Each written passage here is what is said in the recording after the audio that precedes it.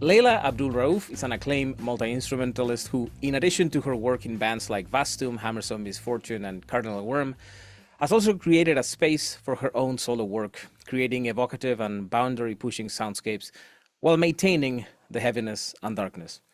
Leila, thank you so much for joining me today. Thanks for having me. You have been involved with several bands throughout the years, most notably, of course, with Vastum, a death metal band that you formed in 2009, but also Cardinal Wyrm, Hammerstone Misfortune, and really just a bunch of other projects. But it is not just a single thing that you're doing with these bands. You know, you sing, you play guitars, you play bass, you play synths, you play keyboards, you play trumpets.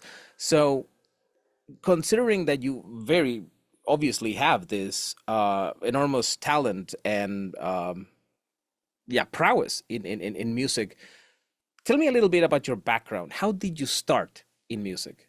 Oh, we're going way back. I mean, I've always been musical. I always talk about, when people ask me this question, I think about actually going back to being in my mother's womb, right? Like my whole family's musical, even though a lot of it, like no one really made a career out of it. So but they're all talented. They're all fantastic singers, or they dabbled with instruments or whatever. So in a way, I'm the one who sort of took the torch and actually went out in the world and used that talent. And but I think about from listening to my mother's voice in the womb to like where I am now is a whole constant trajectory. And I was exposed, you know, I come from a multicultural background. I had, besides all the Western American influence, I had, you know, my father's family's from Egypt. So there's a lot of Arabic influence that I do think finds its way in my music. And, but not really till later. Like I started out, you know, playing in my school band and orchestra, and you know, I played trumpet in the jazz band and the marching band and all of that, and I was in the school choir. And so more of the structured musical groups of my childhood. But then in my teens, I got into punk. I formed punk bands, hardcore bands, and you know, so from my teens and 20s, I've been putting out music and touring with bands. And after doing sort of the punk and the post-hardcore thing for a while, I got bored and I wanted something more technical like metal. And so I got more serious about my guitar playing. And, you know, so I'd say probably for the past 25 years, I've been mostly immersed in metal and maybe offshoots of the metal genre. But you know, I was also in Amber Asylum for a bunch of years, and Bastard Noise, like clearly non-metal projects. But they all had something dark or extreme about them, or uh, some kind of boundary pushing element, I think, in everything I've ever done since the early days has been there. And I think my solo project, which I've now been doing for the past 12 years, this is album 5 now, has just been a constant trajectory of that, trying to just defy the expectations of what I'd done previously, to a point. But clearly with this album, I think. So you were a band kid in school. I mean, you know, like playing the trumpet in the band, clearly from the coolest gang at the in high Oh school. yeah, Yeah, the or the nerds of the marching band. nerds. So clearly, like, game recognizes game. So I get it. The so you know my I started listening to heavy metal, or at least to darker music, when I lost my dad when I was a teenager, right? So you kind of have Yeah. this dark emotion and you find this sort of cathartic experience, connected with the anger or the suffering that somebody else expresses. Now, of course, many people discover heavy metal simply because they enjoy the culture, the clothes, the posters, etc. But in your case, with punk and hardcore, and eventually heavy metal, and since we keep going back to this I idea of was a goth first. I was a goth. So that's where it started. Like I was, you know, and industrial. Like I was my favorite bands when I was 14 were like Bauhaus, Joy Division, Skinny Puppy, Einstürzen Neubauten, Throbbing Gristle, like that was my starting point. And then the punk stuff came a little later because that was what was around. That's what all the kids around me were playing and forming punk bands. But so that if that sort of makes sense, that would make more sense. what Yeah. moved you into this darker realm of music, whether we talk about the aggression and rawness of punk or the darkness and kind of depressive stuff of goth music, or goth metal at the very least. What brought you to that? Well, I've always been into the dark stuff, like I said. But I did study psychology, and I'm actually at my job, I work at a psychoanalytic institute. And uh, Dan, the singer in Vastum, is a psychoanalytic psychotherapist, and um, and he's a published academic in that field as well. So if we're talking about Vastum, there's a lot of that in the lyrics and all of that. I don't know. I feel like my solo work is different. Like it explores things philosophically, um, maybe not quite as graphically as Vastum does, in terms of like the violence and the horror and all of that. Um, uh, but I think in a way, my solo work it it has a wider spectrum of emotions in it. Like it's not just about the ugly and the horrific. That is there too, but there's also the more delicate emotions, the sadness, the melancholy, the deep introspection. You know, there are atmospheres that I can explore in this project that I feel like, while I can to a point in Vastum, maybe not as much as I can with this project. But when I was a kid, I was reading like books on serial killers, and I was into Friedrich Nietzsche and like all that. So that was always All edgy teenagers were into Nietzsche at some point, right? So we all feel like, oh, I'm yeah, just so smart because I read the Antichrist.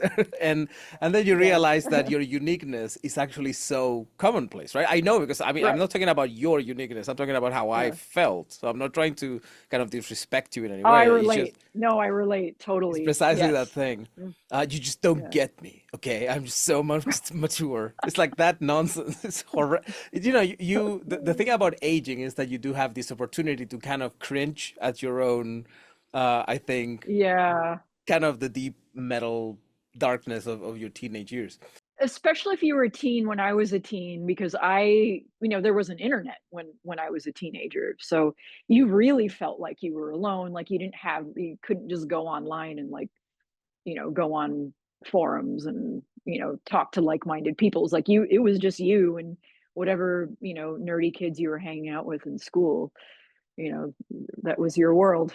Your solo work, as you were just mentioning, is different from the metal work that you've done.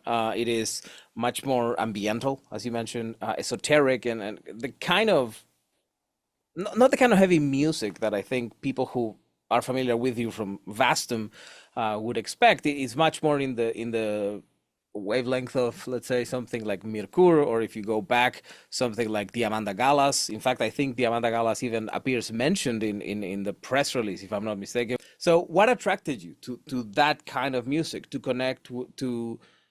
Because you're already expressing a lot with the heavier side of your art, and now you're expressing this different, much more artsy, let's be honest as well, much less, I'm not going to say accessible, but perhaps it's much more difficult to find an audience to a more ambiental thing than it is to just find to a death metal music. So what moved you to that, and what made you want to take the plunge and take a shot at that?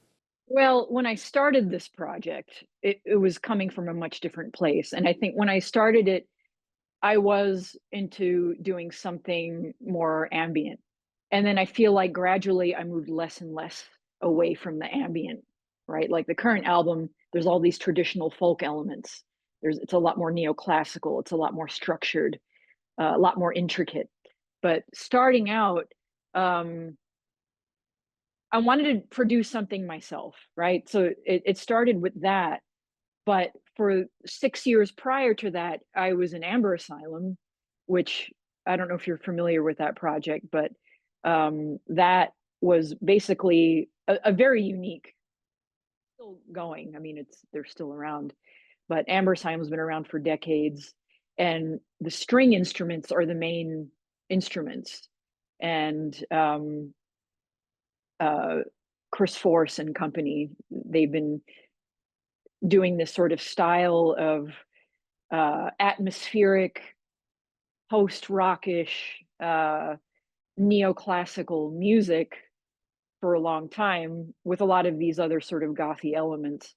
Um, so I was sort of used to that, and I'd been doing that for a while, but I wanted to do something myself where I got to have full control over the production and the songwriting, um, and make it my own thing. And I have a distinct memory of when I knew I wanted to do this project, and it was when Amber Asylum played in Poland. We did the industrial festival in Wrocław, and I watched Soviet France's set, and I got so immersed in it, and I fell in love. I was like I want to do something like this. Like there's something in me that is speaking to what I'm witnessing right now. And I love Soviet France, and I did get to see them again in San Francisco some years later, uh, and it was also fantastic. But that was sort of the impetus, and um, I had no engineering skills, like nothing prior to base. So it was like I was using GarageBand on my computer, and I just played around with some synthesizers and vocals. I'd been singing for a while, so that felt comfortable, and that's something I think I got better at over the years. But I just it started as a very basic, minimal thing, very ambient, very drone based, very relaxing music, sort of like an escape from all the dense, heavy music I was involved with and still involved with. But it's like it was sort of like this parallel world that I created for myself. And and since then, I think it's developed into something connected but different. I mean, in the same world in a lot of ways, but a lot more developed and advanced, I think, with this album. Because I know that you play guitar, I know that you sing, of course you do growling in Vastum, Mhm. but trumpet, bass, Mhm. keyboards. The basis of my solo project has always been trumpet, piano, variety of synthesizers, and voice, and making those things sound like all different kinds of things, like really manipulating in post production, making percussion sounds out of a voice or uh, piano or whatever. And then field recordings. That's been a huge part, like going out and recording insects in the summertime or the sounds of trains passing by. That's been a big part, especially the first four albums focused a lot on that. But this and all of it was self-produced, but this is the first time, which took which was a big hurdle to cross mentally, was to have someone else actually mix the album. So it was like, it's like someone taking your child away in a way, right? And Like why did you to want give up that to control. pass that to somebody else? So I knew with this album, I was, uh, it was an ambitious undertaking. I have six guest musicians on the album. I have a full string quartet. I have Derek from Two Mold doing a guitar solo.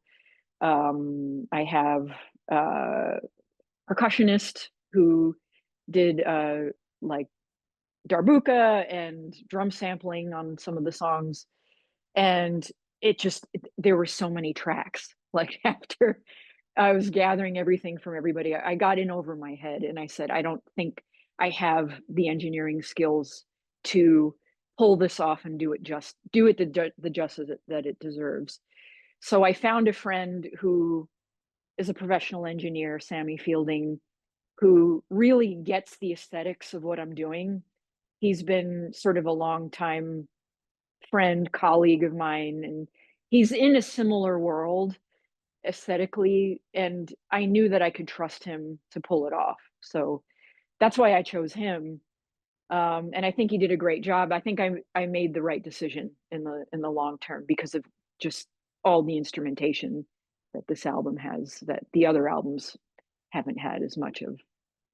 Tell me a little bit about the background behind this album. What were you trying to accomplish with it? So it was mostly a practical decision um, that involved the live performance aspect.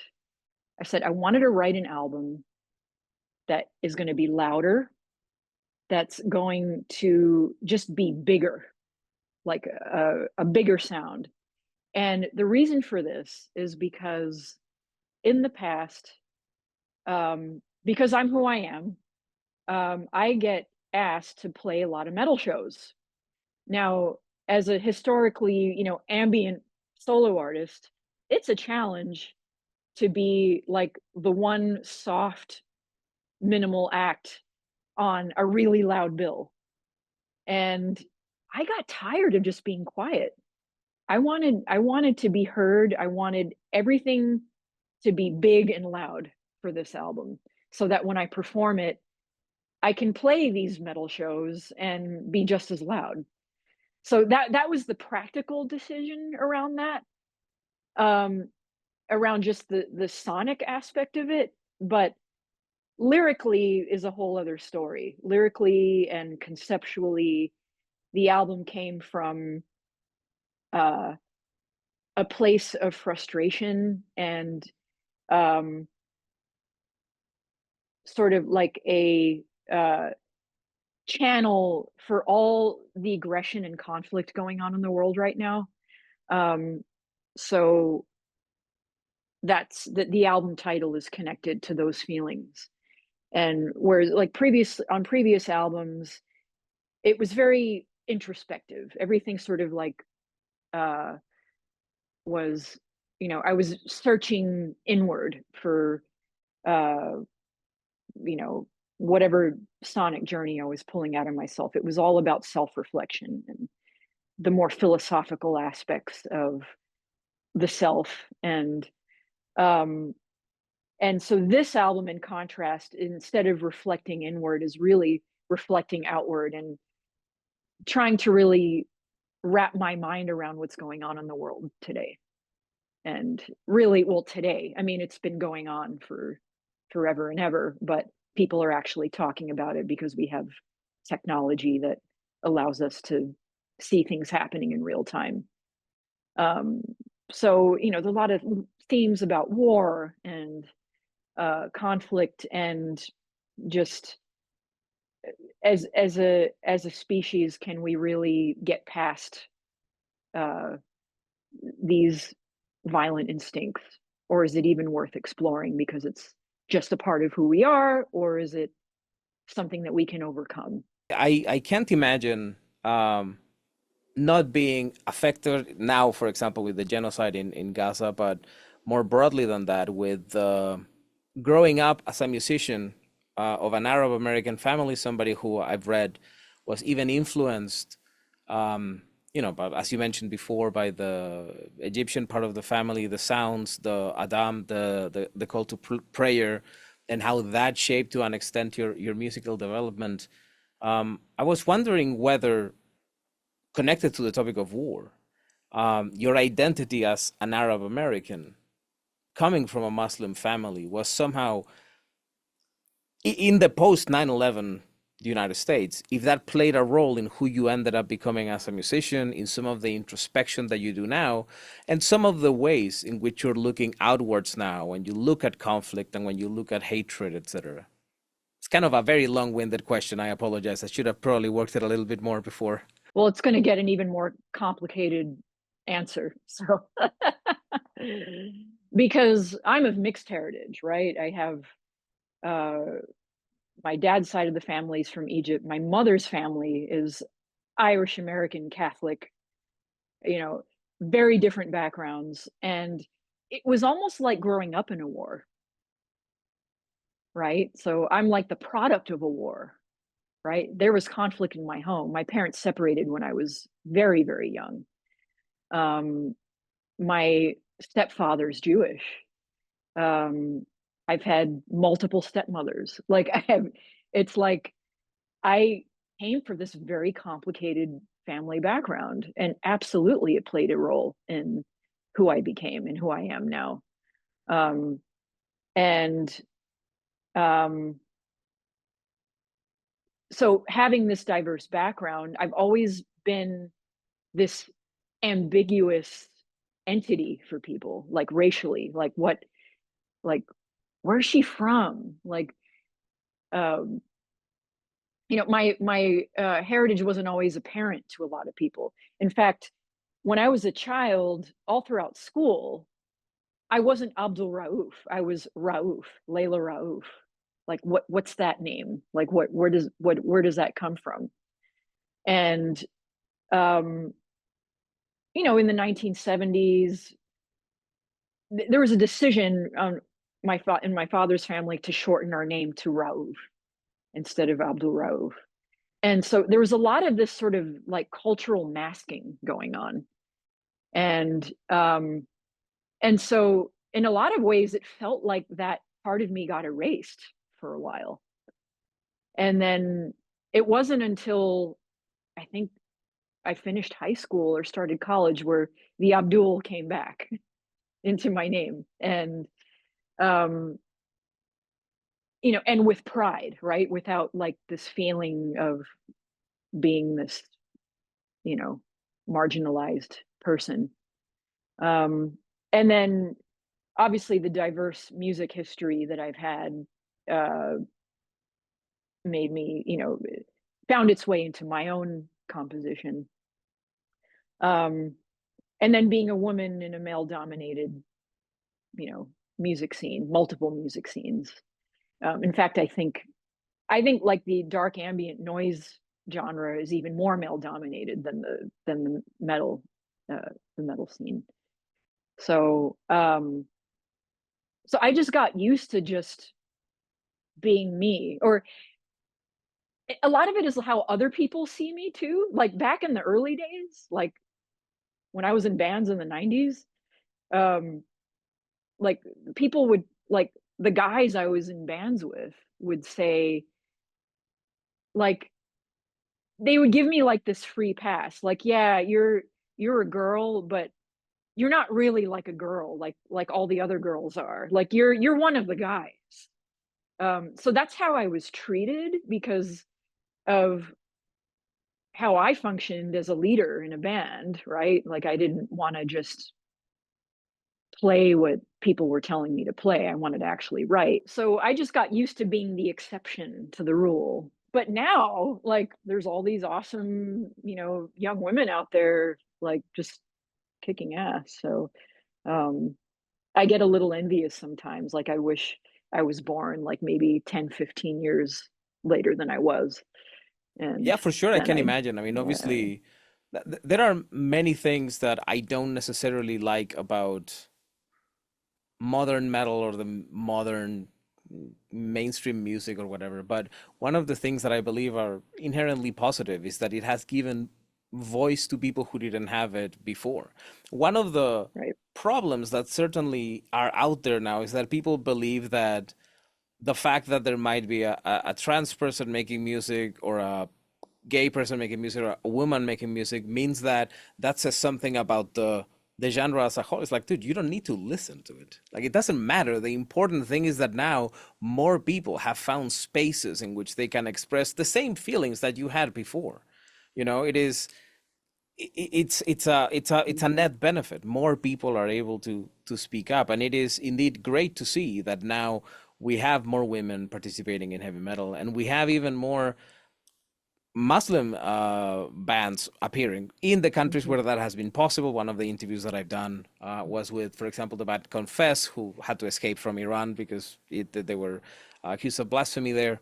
And in fact, since you Wow. mentioned that you were kind of the odd one out in the male-dominated genre, I wonder how you feel as a musician of this type in the not in the Muslim area, but rather in the Arab American or Arab side, because I know that, for example, you're going to perform now in the Arab American Museum. Is one of the few performances that you're going to be doing, at least that were announced in the press thingy that I saw. Yeah, Connect. it was last week. I can tell you all about it.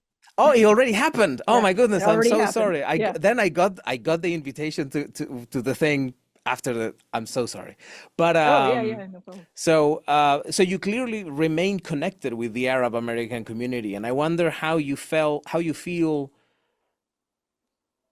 within that space when you say, I'm a musician of heavy metal, particularly with heavy metal. How has that reception been within that cultural space? You know, this community that I've found locally, it's very recent. It's only within the past year that I met um, the folks that were connected to that museum. And actually, Leia Mona Tawil, I have to say her, like, give her a shout out because uh, she's she's Syrian Palestinian American. She's the director of a renowned art center in Oakland. Um, she just found my name on a flyer somewhere, like on the internet, and just reached out to me and asked me to be part of these performances. There was one at in Philadelphia last February, the Al Bustan Seeds of Culture, and then the museum in Michigan that she's connected with. She's doing an artist in residency program there, and um, and so through her, I've met this whole community of people that I never knew existed. So this is really new, and these people found me, and I'm now finding them, and it's been really great. Like people that are doing very interesting art in all sorts of disciplines, like music, visual art, photography, dance, um, you name it, writing. And it's been a very eye-opening experience for me and very connecting experience that it was almost like where have you people been my whole life? Like that's the feeling that I've gotten. So very recent. You mentioned that your dad or your dad's family kind of changed their last name at some point. They did it to kind of camouflage a little bit the Arab thing.